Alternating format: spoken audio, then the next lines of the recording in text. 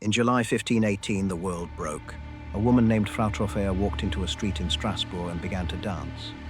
There was no music, no joy, only a silent, rhythmic compulsion. She danced for 6 days. By the time her shoes were soaked in blood, 34 others had joined her.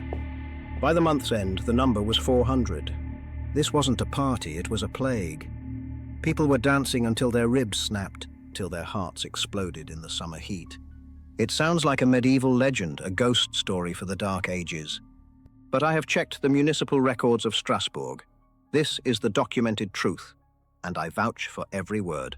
As the bodies piled up, the city's physicians were called in. Their diagnosis: hot blood. They believed Frau Troffea and the others were suffering from a fever that could only be cured by more movement. Instead of help, the city built a massive wooden stage. They hired professional musicians and paid strong men to hold the exhausted dancers upright, so they wouldn't stop moving. They took a lethal medical emergency and turned it into a state-sponsored marathon of death. 15 people were dying every single day.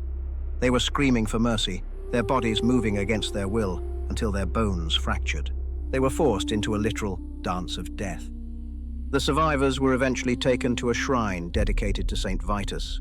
They were given small red shoes and led in a religious procession, till the madness finally broke in September. Was it ergot poisoning, or a mass psychogenic illness triggered by fear and famine?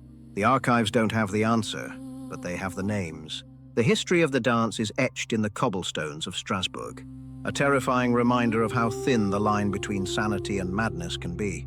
Records show the city fell into a deep silence afterward, a silence that still echoes through the centuries. The 1518 dancing plague remains the most documented mass hysteria event in history. I vouch for every word. The vault is deep, and the stories only get stranger.